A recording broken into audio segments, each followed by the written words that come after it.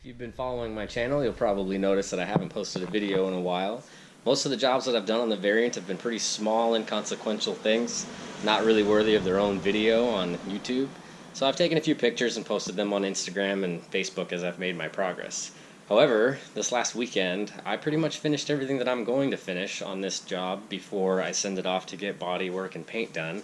So I thought I'd give you a quick overview of everything that I've done, everything that I am not going to do, and where it's going to go from there today. Here it sits at the time being. It's in my garage up against the wall. I have a table here with pretty much every part that I've taken off of this thing. You can see the seats, the gas tank, the spare tire. Underneath is some storage bins with all the small parts. I've got a box there that has all the glass and nice little padded slots so they stay nice until I'm ready to put them back in. And this is where the glass came from. The windshield's gone, all the side windows are gone, the back window's gone. Everything's been stripped out.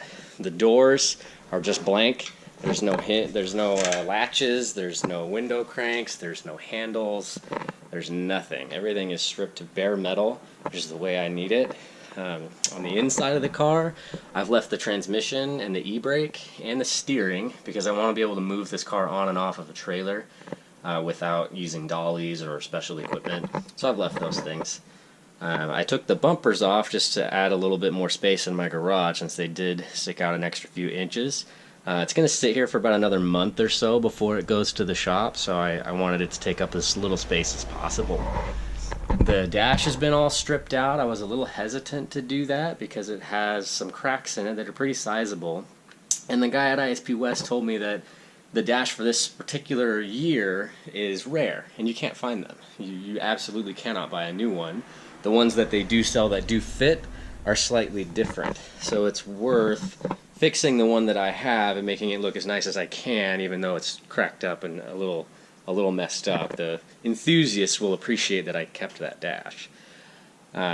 Everything else, though, has been stripped out. The floors are all clean, and the seats are gone. The ducting for the air conditioning system, well, the heat anyway, there's no AC in this car, and I probably won't put any in this car since I live in San Diego. I've ripped out the engine, which is sitting underneath it now, just on the ground, and there's some damage here that you can see is a little bit worse than we originally thought. The bumper, you could tell, was a little crushed up, but if you look in here, up underneath here, you can see that there's actually wrinkles all the way back to where almost this back seat would sit in this car, which accounts for a pretty good portion of the price that I was quoted in getting it all fixed. They're gonna fix that for me, and it's worth it, but it was a little worse than we thought. Here's another shot of my storage situation here. Everything else is set to go. I'm gonna turn this in a month, and that will be that. Before then, the next video that you'll get is probably me putting it on a trailer. Until then, enjoy.